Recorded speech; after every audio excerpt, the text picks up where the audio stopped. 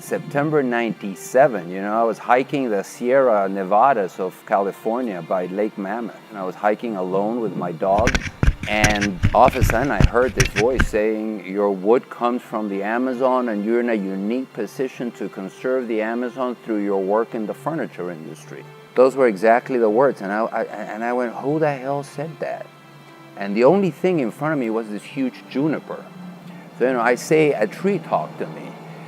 And that's really how it started, because, at that point I was already wondering what the effect of my business was in the environment, because I really appreciate nature and forests in particular. And I started putting 10% of my profit into researching what was my effect on the rainforest.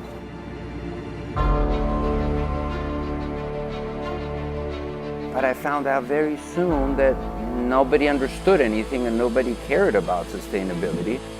We're always going to consume wood for one reason or the other. Furniture is what adds the most value to the wood resource.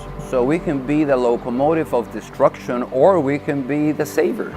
Well, this morning we are working on reforesting waterways in Austin. Anywhere there's a little yellow pin flag, there's a baby tree. Good sustainability actually is going to reduce your cost, both in the short term and the long term. We are in the process of taking what was contaminated brownfields, and we are building a solar array there. We're trying to develop finishes that are not as harsh to the environment, that do not off-gas as much. We love the fact that we're making something that a family can cherish and pass on for generations.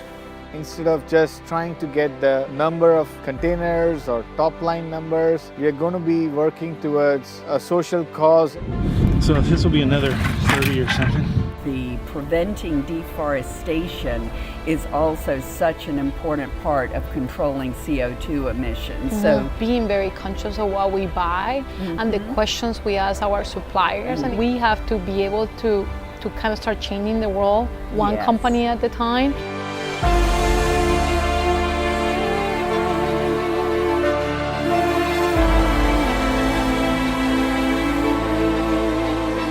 There's always an angle for sustainability if you care about it. That's the thing. Here we are 10 years later, and unfortunately we have more work to do than we did then.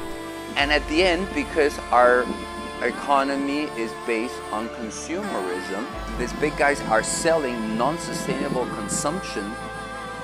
How do you shift them?